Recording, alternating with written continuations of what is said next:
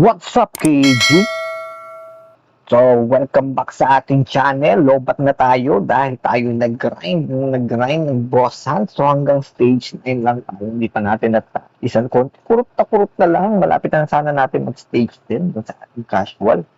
So, pakahirap bakit dun sa Atias Legacy. Pero ngayon ay nasa day 14 tayo ng ating codex. So, titingnan natin ngayon ang ating task. Alamin natin kung magkano, yes, magkano magagastos natin ngayong araw na ito sa Axie Infinity. So, hindi na uso yung tanong kung magkano ba ang kikitain natin.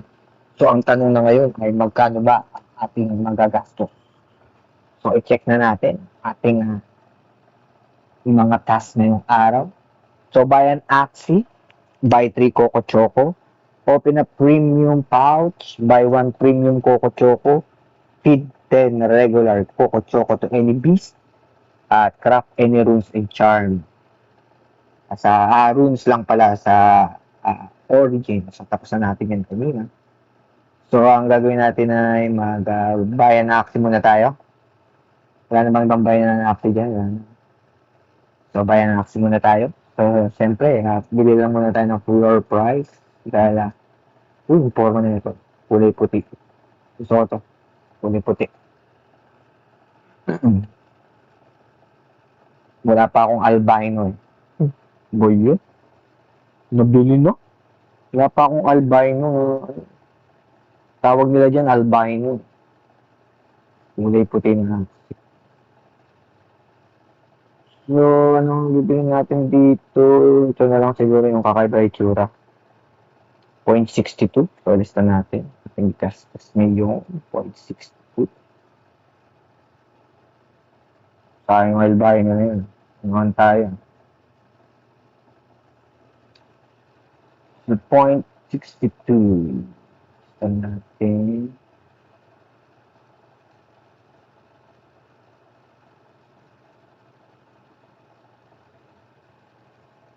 Yan.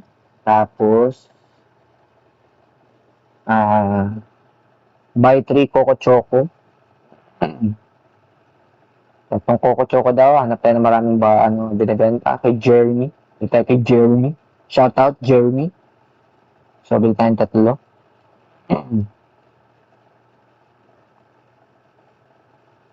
So, magkano yan? 0.06 USDC. 0.06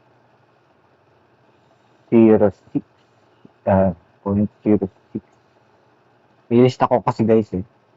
Kasi ilalagay natin yan dito sa ating caption. Caption sa ating caption ng ating video.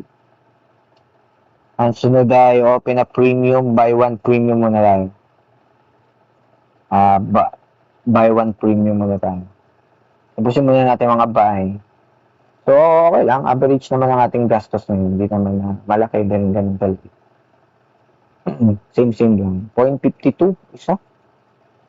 Sabi, 0.52. So, yung Coco Choco guys, para sa mga hindi nakakalam, is pagkain ng Axie para matumasa ang ating mga AXP. Tumasa ang level ng ating mga Axie. Lalong-lalo na para makapag-evolve ng ating mga ports. So, meron tayong mga tatlong level 15 na Axie. So, ang targetin natin ay mapa-level 60 sila. Yan, ang sunod yan ay palalakasin na rin natin ang iba nating mga collectibles. Bakit?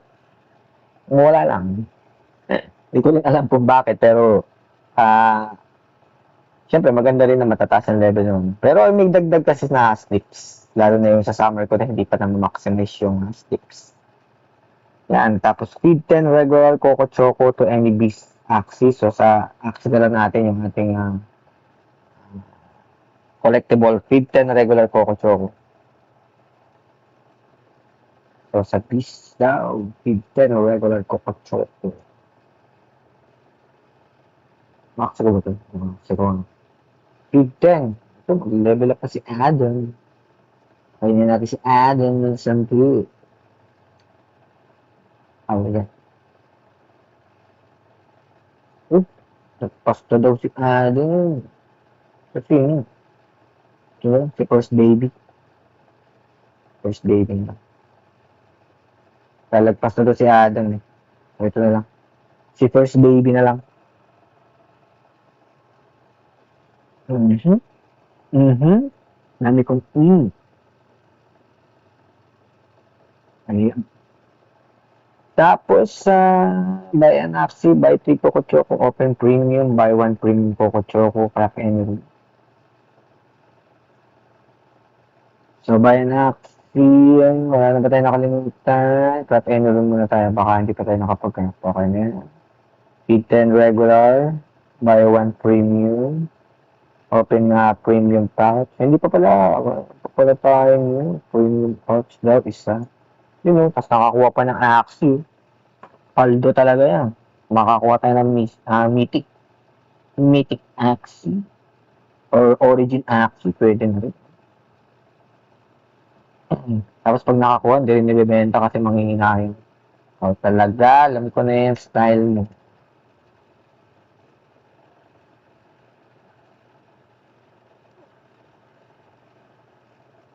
Paabutan ata tayo ng lobat ng ating tablet. Masyado tayo nag-grind. Pag uwi natin, galing work, nag-grind ng ating Atias Legacy.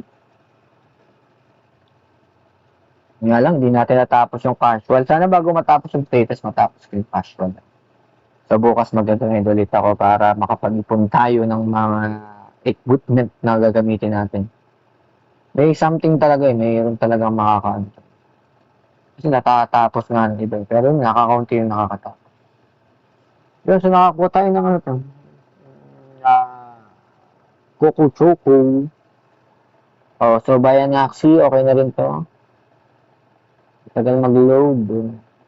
Buy 3 Coco Choco, okay na rin yun. Open a premium pouch, okay na rin yun. So, kompleto na. Refresh muna natin para makita natin ating rank. Ayan. So, sa ating 7 days, pang top 1, 4, 1, 5 tayo. So, bumaba na tayo. So, baka malaglag na tayo nito kasi hindi naman ganun kalalaki yung points na nakukuha na. But still, pang 14 days natin, level 14 tayo. Yun naman ang target natin. Matapos lang yung codex.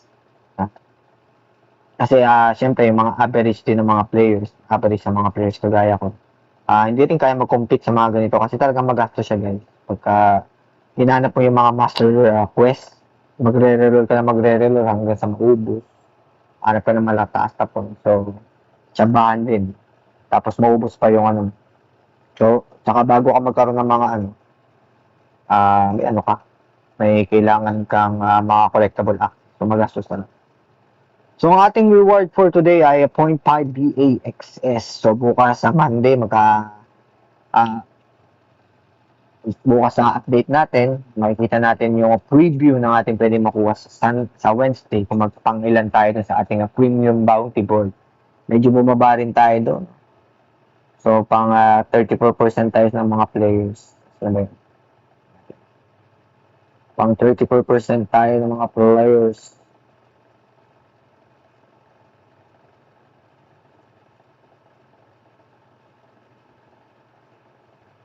Ayan. So, pang 29% pala tayo ng mga players. Sa mga tayo ng content. So, sa weekly bounty. So, bukas makakita natin ng review kung magkano ang ating makukuha ang reward. At kung worth it ba? Siyempre, excited na rin ako matapos ito. Kasi para malaman din ninyo kung worth it ba at kung paano na kitaan dito sa Axie Infinity. Sigurado yun naman ang tanong ng karamihan. Kung worth it pa ba o waste of time na o kung ano na bang balita kung buhay pa yan. Yan, so tayo malulobat na. Maraming salamat sa inyong panonood, sa ating mga supporters at subscriber. Maraming thank you sa inyong lahat. So, supportahan niyo po yung aking bagong upload na video, yung imbalance skills para sa Axie Infinity. Malay mo, makapasok tayo dun sa competition ng pinakamaraming na view yung video. Sana mag-viral yung ating video bago matapos bago dumating ang May 1 dahil yun ang submission ng mga contents. Thank you sa inyo. Kita-kita lang tayo sa arena. Day 14 ng Codex. Game on!